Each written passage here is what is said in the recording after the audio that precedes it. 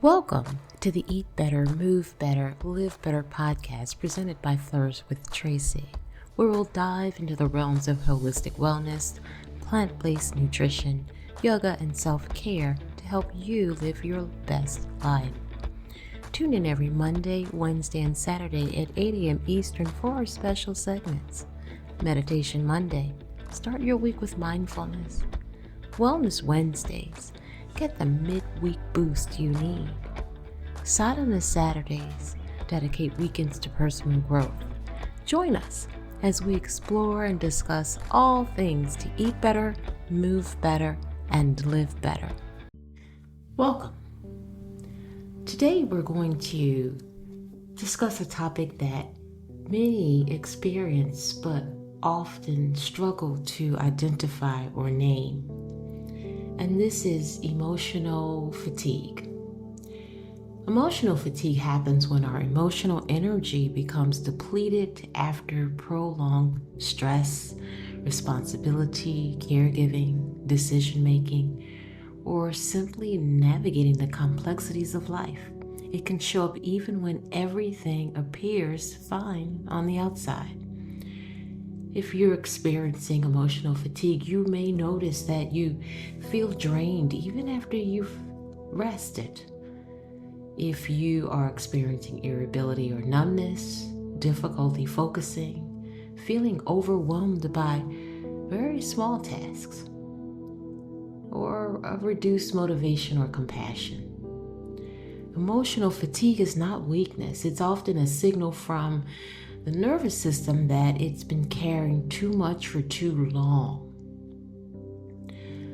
It's a form of mental and emotional exhaustion that develops when our inner resources are continuously used without enough restoration. And it can occur when we care deeply, when we hold responsibilities for others, when we're navigating an ongoing stressful situation, when we're attempting to process many emotions internally, if we are working consistently in a help caregiving role, or if we've experienced a prolonged period of uncertainty.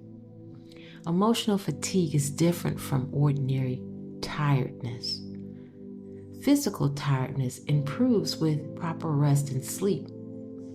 Emotional fatigue requires a bit more. It requires not only rest, but it also requires emotional processing, a reboot, a regulation of the nervous system, restoration of boundaries, and a meaningful recovery process and period. Emotional fatigue does not mean that you are incapable of handling whatever it is that's before you. It often means that your system has been operating at a peak optimum high level for too long without support. Your energy flows where your attention goes. And what this means is that emotional demands, if they remain high, will also mean that your mind is staying active even when your body is trying to rest. And this will create an internal tension that builds over time. And that is how overwhelm forms. Overwhelm rarely appears suddenly. It usually forms over time through layers of accumulated stress. And it happens over stages. And the first stage is increased demands. In our life, we know, and our tasks tends to ask more of us. It can be in the form of work responsibilities, needs of our family or friends, financial concerns or health challenges, being emotional support for others, or being overloaded with decisions. And then the brain in these situations shifts into a problem-solving mode. And when this happens, your body gets to work. Your stress hormones increase. And in small doses, this is helpful to help you address what's before you. However, if these demands continue, something begins to shift and change, which is stage 2. Emotional load builds. Now the nervous system begins to carry the things you didn't have time to address: unprocessed emotions, lingering worry, pressure of responsibility, expectations from others, never getting a rest. The mind's busy consistently. Now you may begin to experience overthinking, difficulty relaxing, constant mental activity, and sensory overload. And this is when your nervous system remains in a low-grade fight or flight, always on alert mode, even when you are resting. And that then leads to the 3rd stage. Overwhelm is beginning to form when the time to recover is shrinking, and it's less and less and less. And instead of cycles like effort, then rest and reset, the recovery time is reduced and life becomes effort, effort, effort, effort. And without recovery, emotional energy drains. And this is when the emotional fatigue is formed. And then there is the final stage, 4th stage, when your nervous system becomes saturated. And in this instance, your brain and your body begins to protect itself or attempt to do so, and sends you signals such as irritability, sensitivity, anxiousness, overstimulation. Or you may feel numb, disconnected, unmotivated, emotionally drained, or flat. Either way, any of these are signs of a nervous system overload. So you have to think of your emotional capacity like a container. And every day, our experiences add to the container. And this comes in the form of our conversations, responsibilities, information, stress, tasks, emotions, decisions. And if we do not use reflection, rest, movement, restoration, expression, or stillness, the container will not empty, and eventually it will spill over, and that is the overwhelm. So it's important to recognize the signs of emotional fatigue early onset. And as mentioned, your body will send you signals. You will receive mental signals, emotional, physical, and behavior. You can receive one warning, or you may experience signals or warnings or signs in several at the same time. So here are some common signals or examples. Mentally, difficulty concentrating, tired and fatigued of making decisions, beginning to experience bouts of forgetfulness, or your thoughts may be racing, or just a mental fog. Emotionally, you may receive a signal of feeling easily overwhelmed, noticing that your patience level is reduced, or you have no feeling at all, emotionally numb. You have lost the ability to feel enthusiastic, and you're irritable.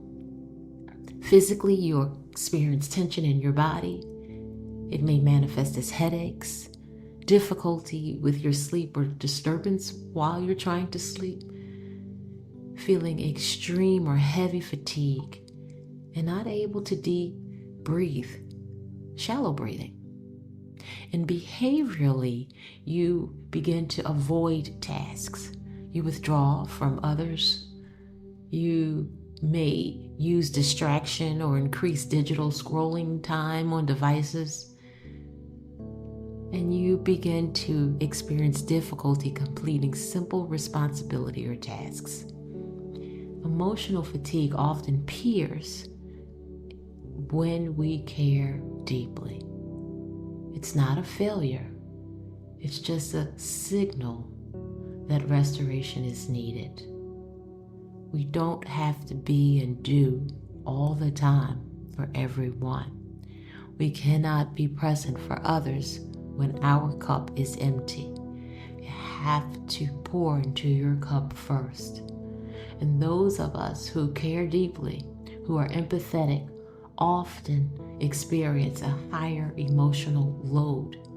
And this is because naturally, empathetic people sense others' emotions. They hold space for people. Empathetic people try to solve problems and carry responsibility. And without a chance to reboot or restore, over time, this can lead to compassion fatigue.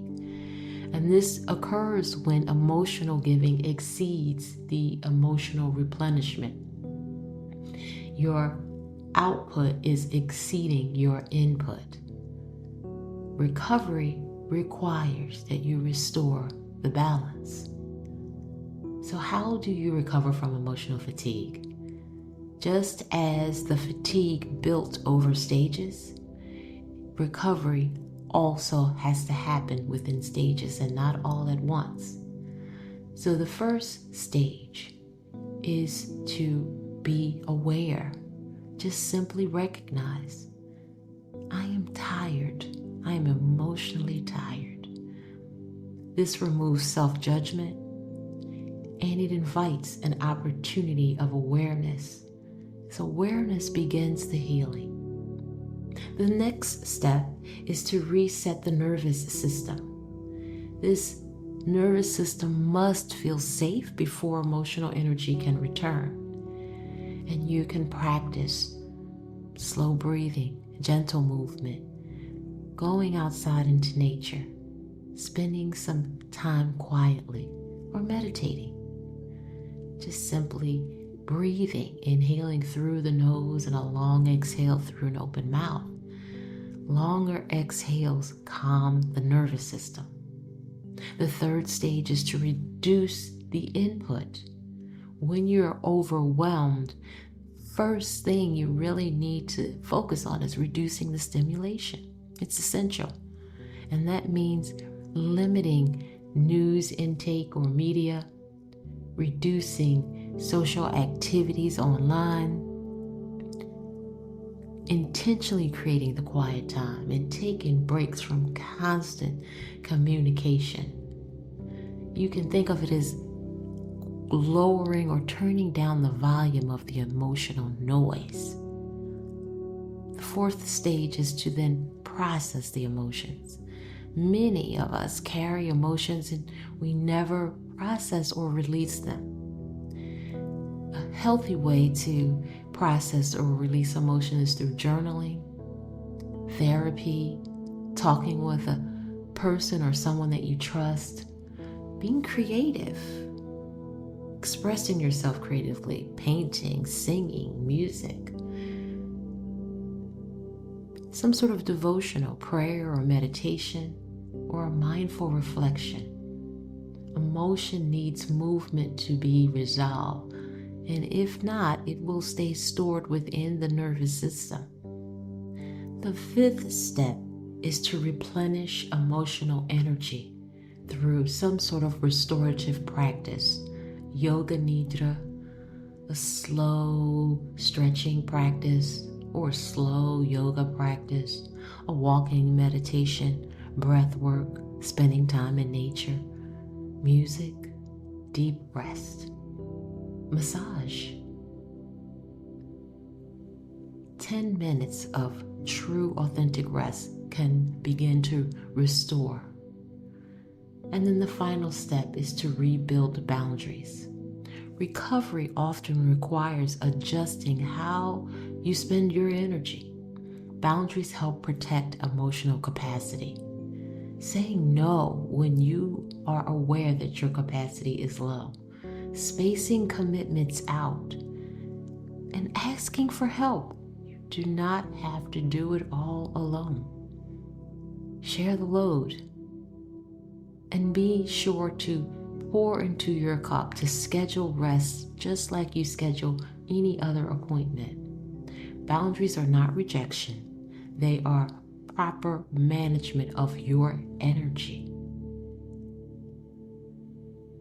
So I'd like to invite you to a very short reflection. If you wish, you can close your eyes, just taking a slow breath in and a gentle breath out. And ask yourself, where in my life is my energy being drained or stretched? Where might I need more rest or support? What is the one small step I can take this week to protect my emotional energy?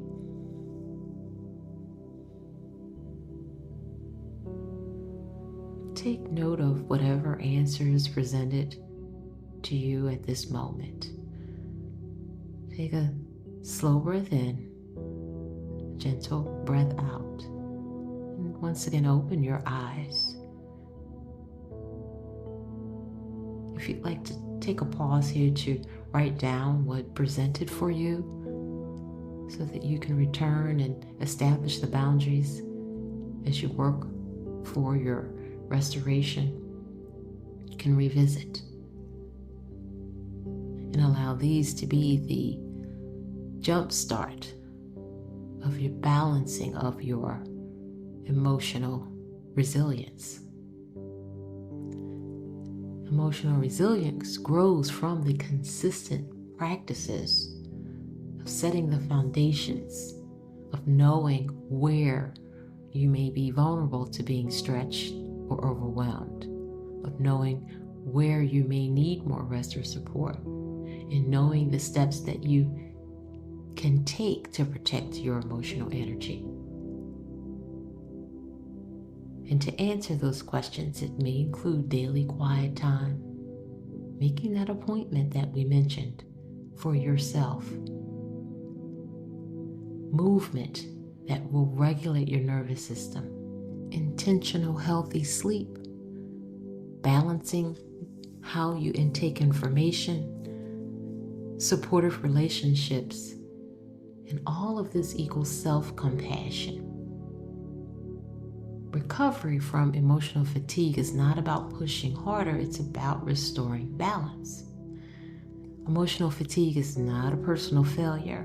It's a natural response when life asks a lot from your heart, your mind, and the nervous system.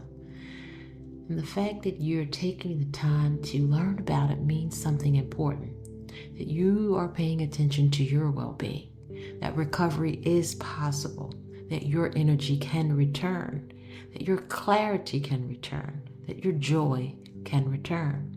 And sometimes it just begins with a single step to pause, breathe, and allow yourself to the same care that you give to others.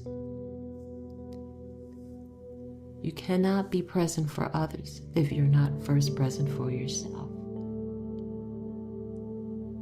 So may you take the time to restore your energy.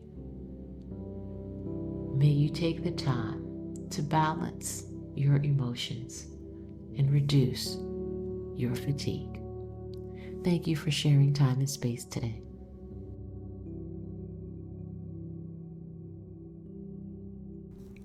Thanks for tuning in. I hope today's insights help you on a personal journey towards a healthier, happier life.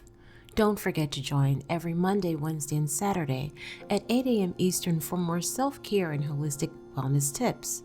Before you go, make sure to comment, click the bell, like, and subscribe buttons for upcoming episode notifications. Be sure to always consult a medical professional before making any major changes regarding your health, diet, or routine. In the meanwhile, stay motivated, stay inspired, and remember, every step you take is one step closer to a better you. Until next time, keep flourishing, and as always, may all be well.